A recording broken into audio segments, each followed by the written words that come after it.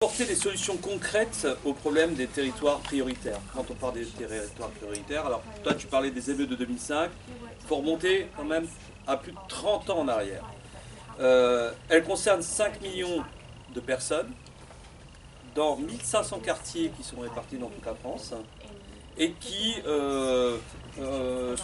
cumulent des handicaps, chômage, délabrement de l'habitat, échec scolaire, délinquance, radicalisation, monoparentalité.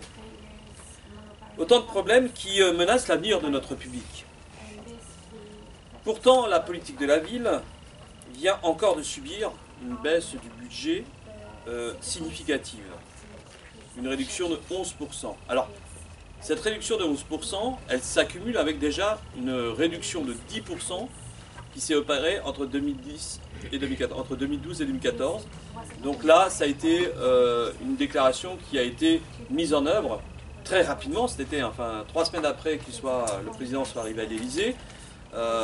L'équipe présidentielle, le gouvernement s'est mis en ordre de marche pour travailler sur un objectif, réduire le déficit du PIB pour la faire passer sous les barres des 3% cette année. Et donc, les coupes budgétaires, eh bien, je suppose qu'il a dû dire à ses ministres, écoutez, chacun doit faire un effort. Et la politique de la ville est passée par là aussi. Donc, c'est une baisse qui se chiffre à 80 millions d'euros en moyenne, une baisse des fonds pour agir sur les quartiers. Alors, c'est cumulé avec d'autres choses, c'est pour ça qu'on dit que les associations sont en danger. Puisqu'il y a eu d'autres mesures qui ont été annoncées et qui ont été mises en œuvre. Alors, il y a d'abord la baisse des subventions publiques aux associations et leur mise en concurrence entre elles avec les entreprises privées au moyen des appels d'offres ou des appels à projets.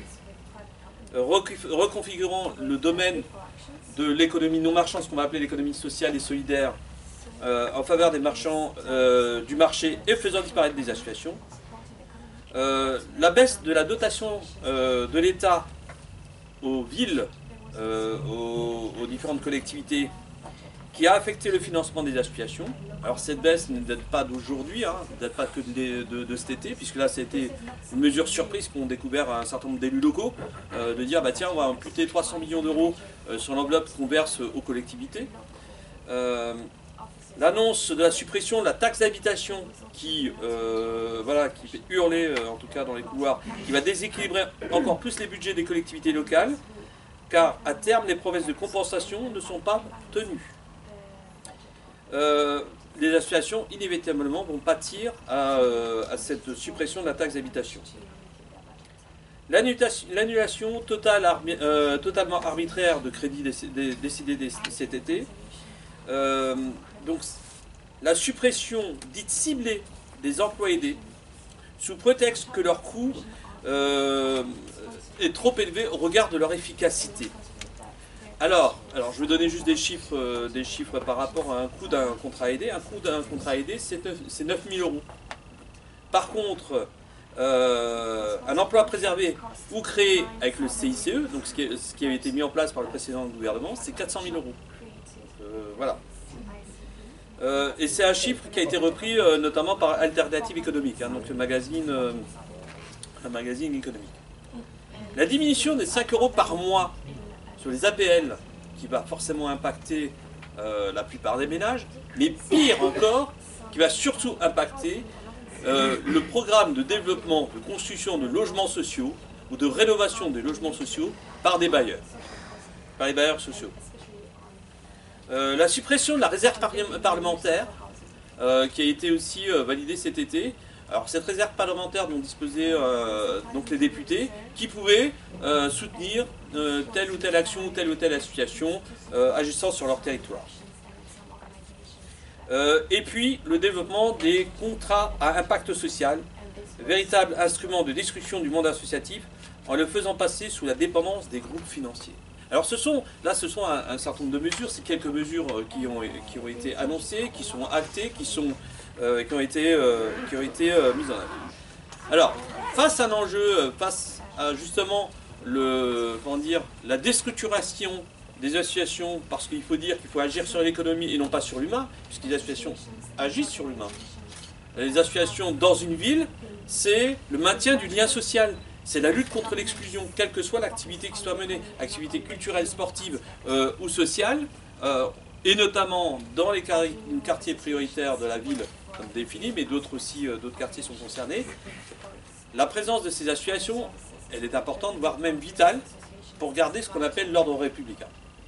On ne peut pas penser uniquement sur un volet économique le fonctionnement d'un État, mais qu'on ait bien, à un moment donné, qu'on puisse garantir à chacun et à chacune, en tout cas, le droit de vivre convenablement dans notre pays. Le fait revendicatif. Alors, je vous invite en tout cas à le fait revendicatif, journée noire, la journée noire des associations qui a été célébrée notamment lors de la journée mondiale, non, la journée nationale des forums des associations, où les associations ont tous, à un moment donné, mis en place, enfin un certain nombre d'associations dans différentes villes, ont mis en place pour alerter justement l'opinion publique, pour alerter de la situation de dégradation du tissu associatif, soit en mettant une action pique-nique, soit en portant un badge noir, sans en faisant des affiches, etc. Ça n'empêche que, sur les deux choses, sur les deux éléments, il faut que nous, associations déjà, face à cette crise dans laquelle nous allons baigner très rapidement si on n'y est pas encore, il faut revoir notre stratégie déjà budgétaire et qui va faire appel, si on veut maintenir ce qu'on appelle notre projet, notre fonctionnement, répondre toujours à notre projet associatif, faire appel à de l'autofinancement.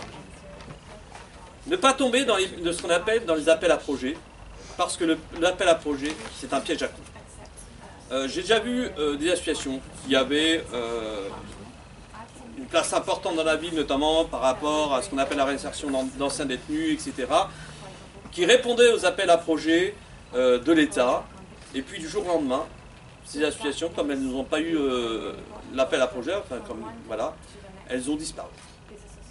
Et ce sont des choses sur lesquelles il faut être prudent. Nous, on essaie de garder notre cap à la Maison des Potes de Strasbourg, on essaie de garder notre cap sur notre projet associatif, de répondre en marge aux appels à projets pour que ça n'impacte pas sur notre budget principal. Mais aujourd'hui, la mort des associations, et là je la pose, est-elle programmée? C'est à vous et c'est à mes collègues d'y répondre.